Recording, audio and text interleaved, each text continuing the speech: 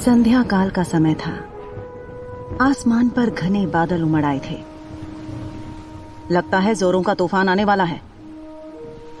नदी के तट के पास खड़े सैनिक ने अपने पास खड़े दूसरे सैनिक से कहा। हाँ, पर राजकुमारी अंबिका की पूजा अभी तक पूरी नहीं हुई है, हमें और इंतजार करना पड़ेगा। दूसरे सैनिक ने जवाब दिया। पहले सैनिक ने घबराते हुए कहा, मुझे तो डर है कहीं राजकुमारी को यह मालूम ना पड़ जाए कि हम दोनों को राजकुमारी गीतांजलि ने भेजा है, ताकि वापसी में हम उन्हें किसी तरह रोंद मंदिर के पीछे ले आएं। दूसरे सैनिक ने भी सहमति जताई। अगर अंधेरा होने से पहले हम यहां से नहीं निकले तो क्या मालूम राजकुमारी अंबिका का इरादा बदल जाए, वो यहीं पंडित के आश्रम में रुक जाएंगी, तब तो अनर्थ हो जाएगा।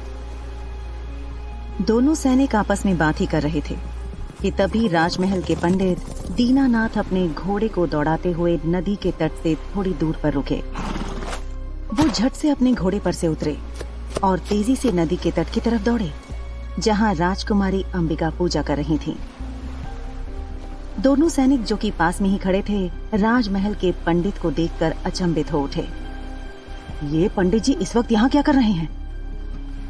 पंडित दीनानाथ सीधे राजकुमारी के पास पहुंचे और उनकी पूजा के बीच में ही बोल पड़े। पंडित दीनानाथ की सांस फूल रही थी। पंडित जी ने हांफते हुए कहा, खम्मा घड़ी राजकुमारी, आपके खिलाफ महल में साजिश रची जा रही है। गीतांजलि देवी। अखंड ज्योति में घी डालते हुए राजकुमारी अंबिका के हाथ हवा में ही रुक से गए। उन्होंने दीनानाथ की तरफ देखा।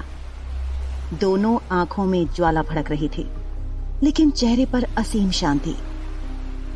पंडित दीनानाथ की बातों का जवाब दिए बिना वापस राजकुमारी ने मंत्र का जाप शुरू कर दिया।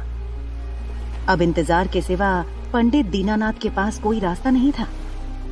वो वहीं पड़े पत्थर पर टेक लगाकर बैठ गए।